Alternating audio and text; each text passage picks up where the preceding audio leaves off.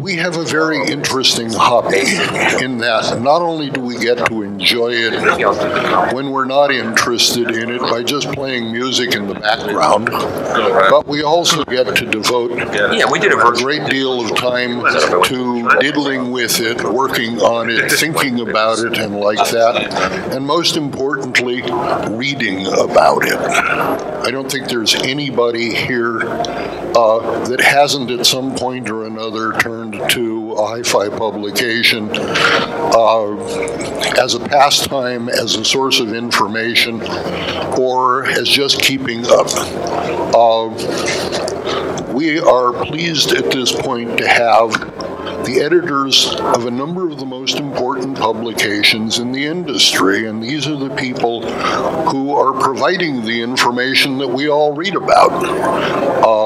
And with no more words, let me turn you over to Robert Harley, who is the editor of The Absolute Sound, certainly one of the most influential publications in the industry. Thanks. Hi, everyone. Thanks for coming. I'll be the moderator today for Meet the Editors, which is also known as the Reviewer Roast. So this is your opportunity to ask us questions about any topics that are on your mind about how we review products or what we think about certain things in general, technologies, technology trends. So I'll introduce the panelists. At the far left is David Robinson of Positive Feedback. Next to him is Michael Fremer of Stereophile. In the middle is John Darko, and next to me is Chris Connaker, founder of Computer Audiophile. So let's kick it off with a question. Who wants to be first? No one ever wants to be first at these things. Someone's got to have a question. If you don't ask a question, we're going to ask you a question. That's right. How many people own turntables here? All right. How many people own music servers? How many people listen to headphones on a regular basis? There's a mini music server in every one of your pockets right now. That's a phone as well. I have a question. Regarding the Absolute Sound and Stereophile literacy, my question is, the rate of albums, vinyl is so important today. Why are most of the reviews on Stereophile on the CD? I can answer that question. Well, first of all, I have my own website, Analog Planet, where we do only vinyl, nothing else. The music section of Stereophile is sort of a separate entity that the music editor runs, and the editor of Stereophile is a hands-off guy in that sense. He doesn't interfere in that. We do a mix in the Absolute Sound, and if it's unavailable on LP, we'll mention it in the review. And we also have a separate section just for high-res downloads. Every month we have rock and pop high-res downloads and classical high-res downloads. But I take a similar approach to the music section. We have a music editor, and he determines what we publish in the music section. He knows a lot more than I do about music, so. That's the proper management approach to this. You hire an editor to edit a particular section. You don't want to interfere with what he's doing. If you don't like what he's doing, you get another editor, but you don't interfere with him once he's there.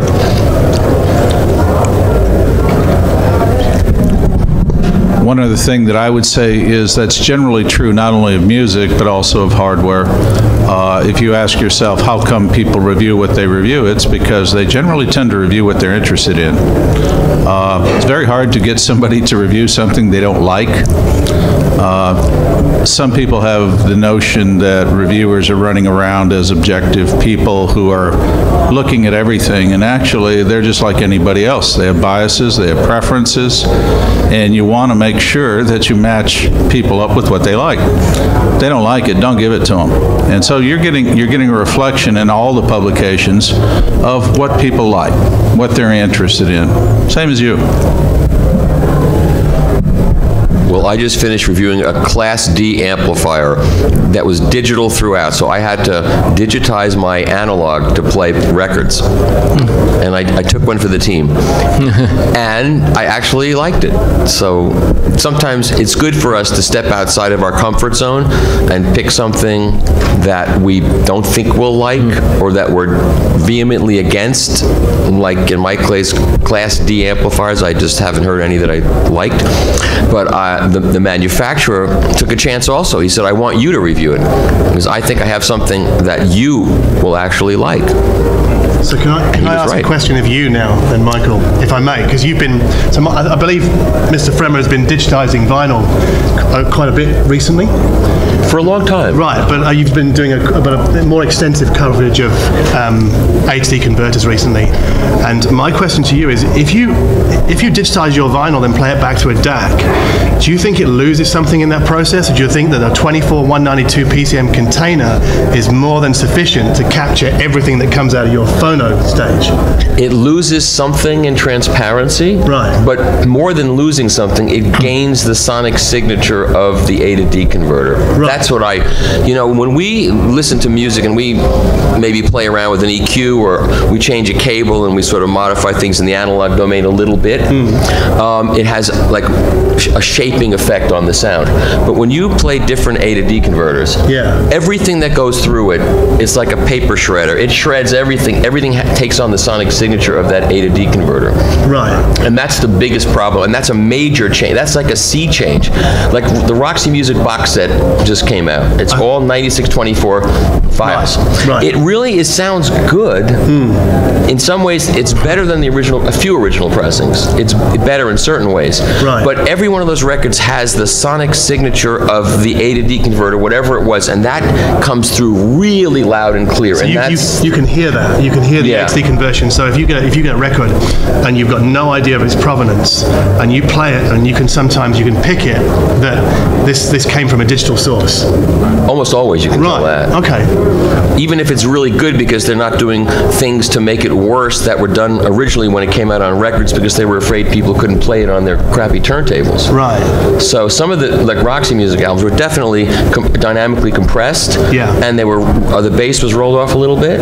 So the reissue actually sounds better in terms of dynamics and frequency response, but it has this particular coloration that you can't escape, because it's always there and it's on every one of the records in the box. So you gain better dynamics, but you also gain this kind of weird sheen, or maybe I don't know what you call it. Yeah, whatever. I mean, I saw your video on the box, because your dogs came in during the filming, right? Yeah. Which I left in the video because it's fun. Well, it's you're giving of yourself and your personality. I think it's important, right?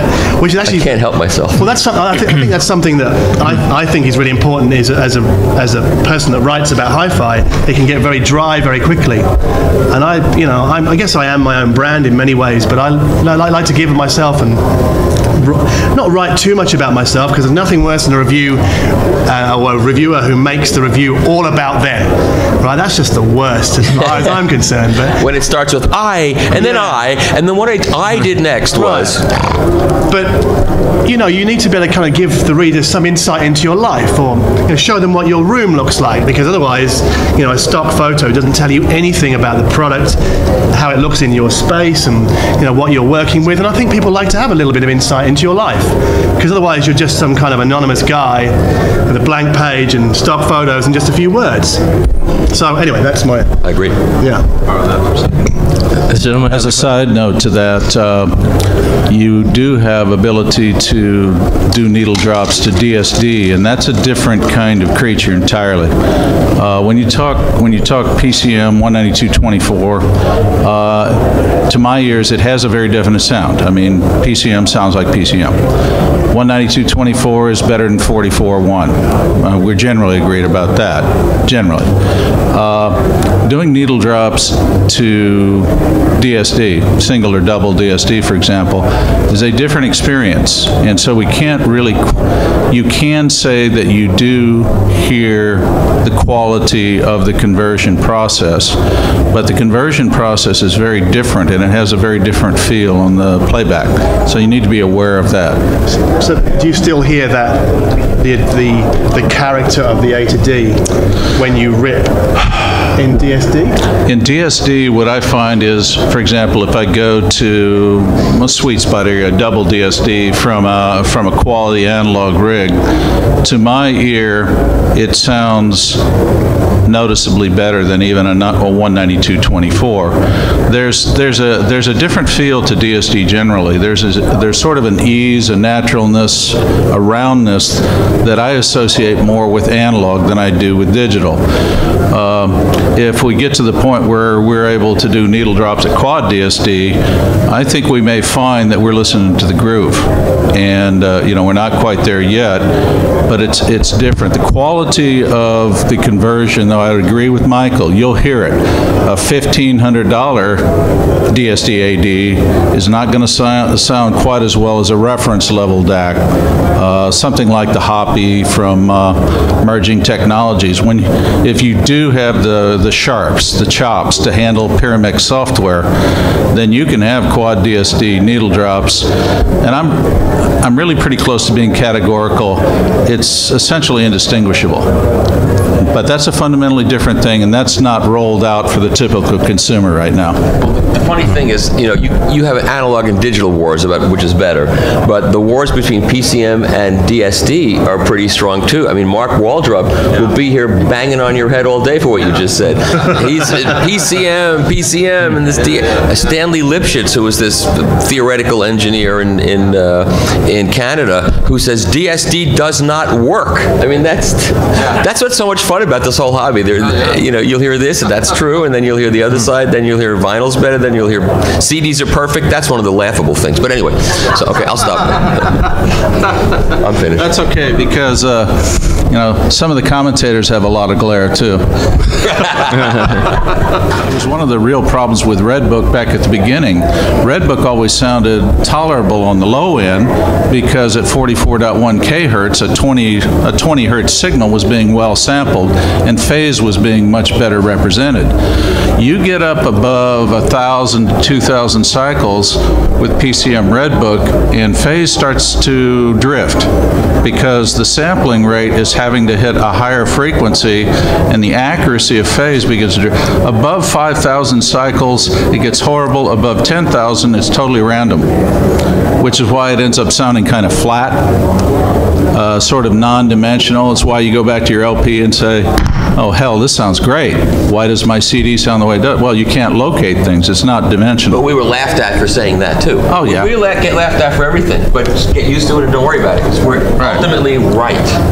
I go to the LP and think it sounds terrible. You haven't heard a good LP. I'll be honest. You haven't heard a good LP? Yeah, well, I would agree with Michael on that. But you do have to do analog setup and playback correctly. That's right. If you don't do it correctly, you can get some terrible results with LP. Plus, there's some really bad pressings.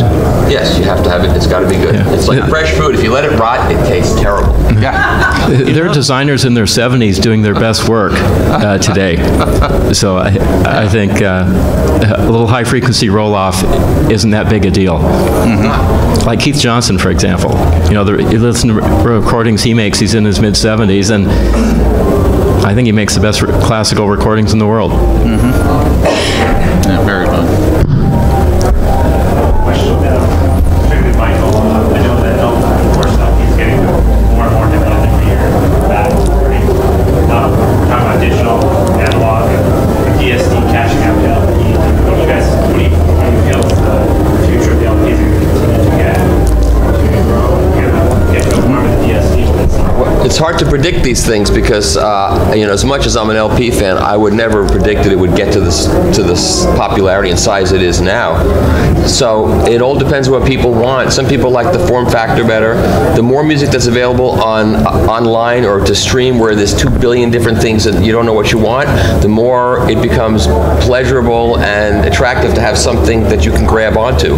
And that's what kids tell me. And I think the real issue is the quality of the recording, you know. And like the Beatles at the BBC came out on CD, and it came out on vinyl. Now there's no doubt that those were not great recordings, and they were. It was sourced from a digital source for the record too. So I played the CD through and I enjoyed it. It sounded what it sounded like, and then I put the record on because they sent it to me, and I put it on. And there were interviews with the 4 Beatles, and when I played it on the CD, it was just. But when the record came on, for whatever reason that would drive him crazy, when the record came on and John Lennon started talking, I had this reaction. It was like he was right there in my room, and it gave me the shakes. I don't care if it's an additive distortion. Every recording you play is nonsense. They're all nonsense. They're all fake. They're all played with recordings. You can't put a symphony orchestra in 2 microphones. Someone's playing with it to give it the sense of reality. If putting it on a lacquer and pressing it makes it sound more real, then it sounds more real and more pleasing to your ears, and that's what matters. And when I talk to kids, they listen to records after growing up on MP3s, and to them it's like this thing, and they get it for whatever reason. So Urban Outfitters is the largest vinyl reseller, and I think it's just a fad. It's kind of cool right now. And if you look at how many albums Taylor Swift sold last year, it's more than all the vinyl put together. So that's wrong. No. Yes, it is. This huge resurgence of vinyl, to me, is like a micro percentage point. It's up to 6%. When it was 1%, he laughed. When it was 2%, 6% of what? Of the total sales of software. 6%. Look, this whole industry is nothing compared to the crap out there. Fine food is nothing compared to McDonald's. That is not even an issue that's relevant to any of this discussion, because if it was, we'd all go home and play our iPods and be done with it. That's not part of this discussion. It's all about music, and I think if we fool people into thinking there's like this massive vinyl resurgence and that it's even, it might, okay, there's a vinyl resurgence, yes, but it is not large. It is large. It's 33 million records last year. 33 million records compared to how many downloads? It doesn't matter compared to the crap that most people listen to. This whole place here is nonsense. It's nothing. Our whole industry should just go home because we mean nothing, because in the big picture we're this percent. So vinyl is 6% of the sales. It's not a huge thing, but it's making a lot of people money. People love it. I don't understand why it's a problem for you. It's not a problem at all. It's a problem for you. I would love people to enjoy music. No, it's not a problem, but I just like to, if we could operate on facts and say, okay. You're just insulting. I operate on facts every day. 33 million records are pressed. Okay. Let's say your definition of huge and my definition. You say it's huge. I never said it was huge. I think you rewind the tape. You guys are talking about the same thing from a different angle. It's huge in the context of the history of vinyl sales, but in the history of all media sold, it's small. Of course. Right, and I think you're both saying that. Yeah. Well, guess what? High-end audio is a small thing in the larger world. But high-end audio, what I call fine audio, has never been about what's the mass doing. That's right. It's about a passion and a love. We believe as a group, and it's a vibrant community. High-end is not dying. High-end is resurging. Right. All over the world. All over the world, yeah. And the young guy, hey, I got grandsons who have turntables, and they're out shopping the bins, and I got to buy them albums all the time. They get it. No, I think it's about, I think we have to understand that we as a group, from the days of Gordon Holt and Harry Pearson and all the rest, we as a group believe that quality makes a difference, and the difference makes a difference. I keep coming back to that. This is a cultural thing. You're born with a tongue. You learn taste. You train your senses to develop sensibilities. And so you're looking at a young person, you're looking at your grandson, you're looking at whoever, and you're saying, okay, I dig that you like MP3s or compressed stuff and whatever the pop thing of the week is. But you got to get into the great stuff. You'll never come to understand the difference between mediocre and great until you spend some time with great. Okay, I dig that you like, whatever garbage is there.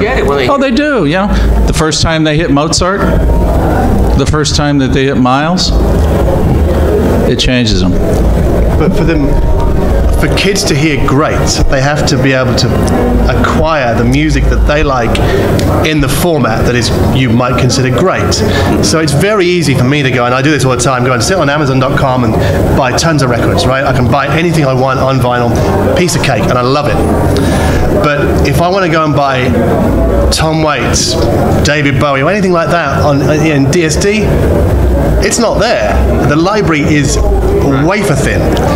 So, you were asking, this gentleman here was asking whether the technical advantages that DSD brings will ever kind of compete with vinyl. Well, even if it does, that's an academic argument because it has no bearing in reality because at this point, you can't. You can't put your stake in the ground on the basis of a promise on the future, which we don't know is going to happen. Well, I can say this qualitatively. I know the excellence, so I know that the promise is there. Right. I know what it can deliver. Now, sure. The larger picture of growing a standard, well, it's like stereo. Many people have forgot it took 12 to 15 years for stereo to hit full-fledged. The Beatles were mixing mono right up until 67, 68 as their main standard. The Beach Boys, all the rest of them. Compare those Beatle albums to the CD version. Oh. Go compare them and then tell me what... Buy the box set of the mono Beatles. Yeah. It'll kill you. And then listen to the CD. Yeah, you'll throw away the CDs. No, the promise is there.